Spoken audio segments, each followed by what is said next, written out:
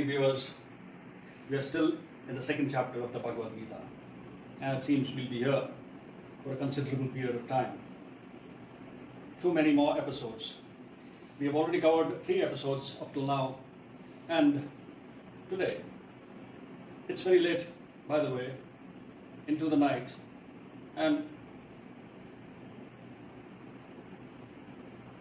there is a wonderful shlok in the Bhagavad Gita that when this world of material entities, the destructible elements, is sleeping, is resting, the spiritualist is awake, is wide awake. And on the other hand, when this world is broiling in the light of the day, merrymaking, actively participating in its daily work, the spiritualist considers it to be like a dark night. Although the spiritualist is there, yet very vigilant whether he or she should be participating in this drama. Ya nisha sarva bhutanam tasyam jagrati sanyami yasyam jagrati bhutani sa nisha pashyato mune. That's how the shlok goes. And, well, it is very important that in spiritual discipline we don't seek out a very firm goal, unlike in our material endeavors, in which we have very definite plans. With spiritual discipline, the plan is to be here and now, at the moment, and, well, if we can give up on our intellectual pursuits, on the mind activity for some time, we can very well realize the spiritual significance that we are ordained from our very births, and through several births have we been ordained into it, never realizing, however, because the material world, this world of Maya, incidentally, is also a term that denotes measurement. Everything can be measured in terms of its weight, volume, temperature, height, dimensions. That's the nature of the material world. What is the amount of money you have in bank? What is your weight? And how many cars, how many houses you have? How many degrees you have? How many medals? How many awards have you won? But this Maya is experienced through the 3 modes, according to the Vedic scriptures, that of the sattva, the rajas, and the tamas. If we are talking about spirituality, we are probably in the sattvic mode. And if we look forward to playing a game of football, we are in the rajasic mode. And when we are tired and slothful and indolent, when we don't feel like doing anything, we are in the tamasic mode. And that's how we spend all our lives. And so embroiled we are with this situation that it would be very seldom that when we really feel at peace, when we feel great joy in our hearts, when we are able to see the world in a grain of sand, when we are able to see the heaven in a wildflower, when we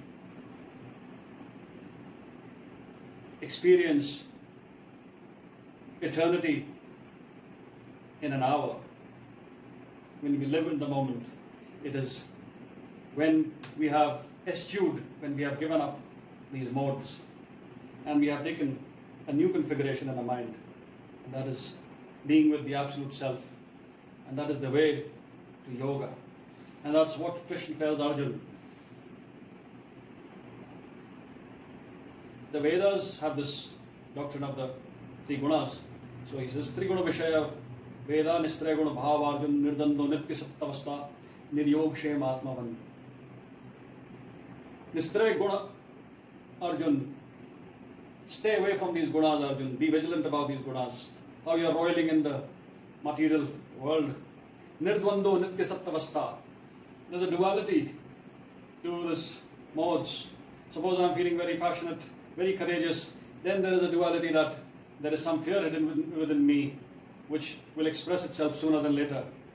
And if I have a love for work and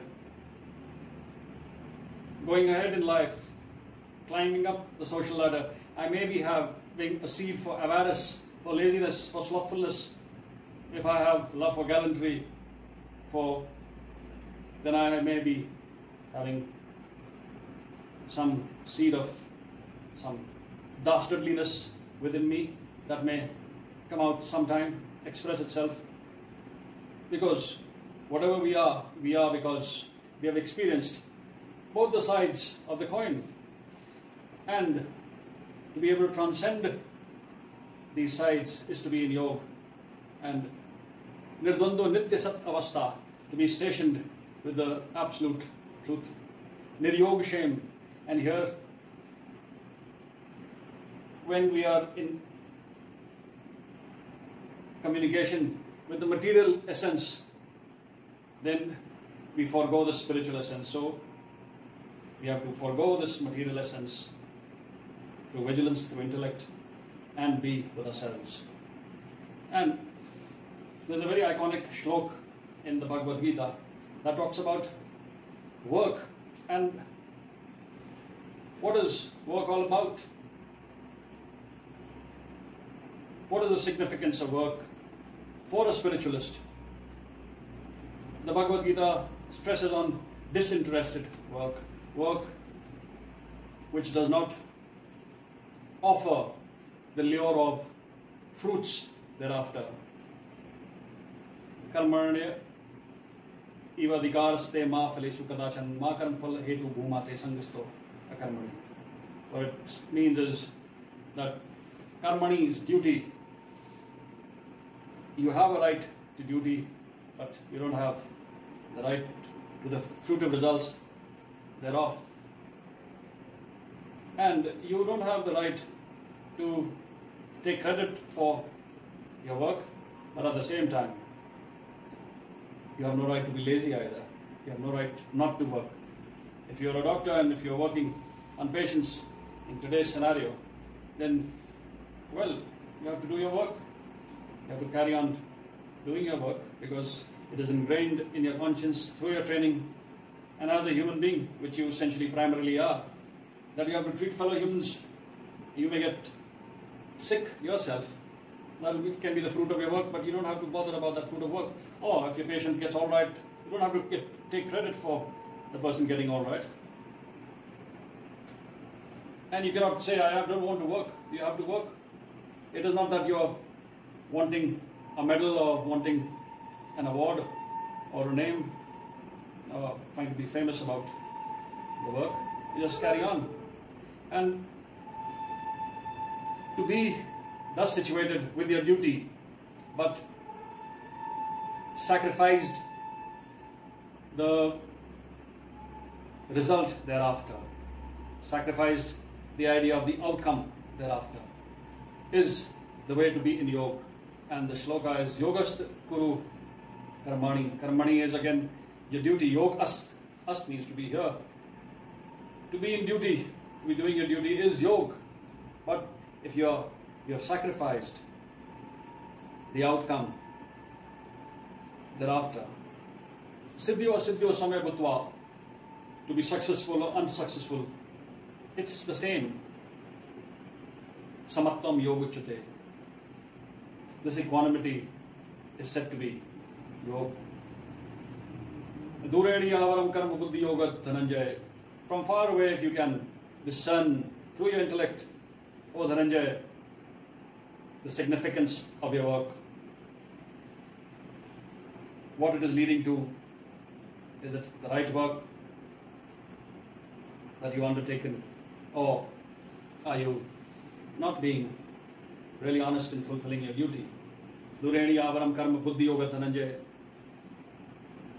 buddho sharanam anivachyakripana phaletava. You surrender yourself through your intellect to that absolute self and don't have to seek anything thereafter. You don't have to have any ulterior motives. Kripana phaletava means you don't have to belittle yourself by doing something which is worthy of yoga. That is the essence of the work that you have through your duty.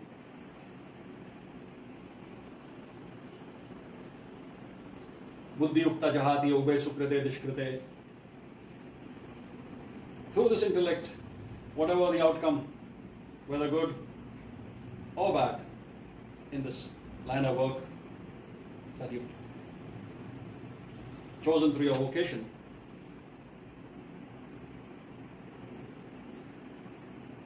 buddhi yukta jahatiya ube sukrite dishkrite tasmad yogyaya yujasva karmasu kaushalam. And therefore, this action, which is yoga in itself, will take you to the ultimate perfection in the outcome of your work. If you're building a dam as an engineer, if you're cooking a meal as a person who works in the kitchen, well, if you do it selflessly, whatever the outcome, it's going to be grand. And you have to follow this logic of the yoga while you work.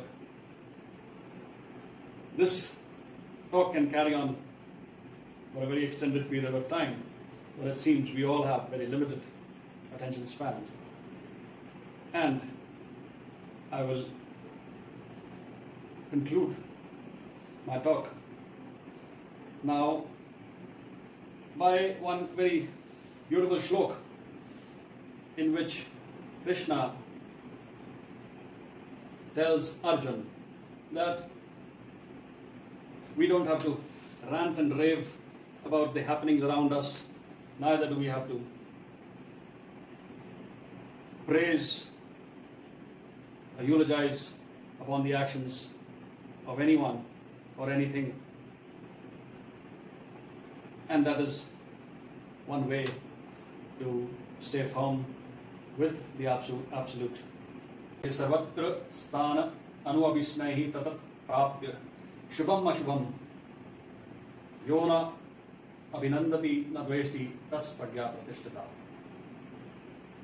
When we don't praise, eulogize or blame, show disfavor to our opinions about situations around us, that we don't register through what we speak into our minds the angst, the negativity, or on the other hand, the dual opposite, the love and the positivity of this world, then we are in a state of yoga. Thank you for listening in and giving your valuable feedback. I look forward to meeting you all in my next video. Good night.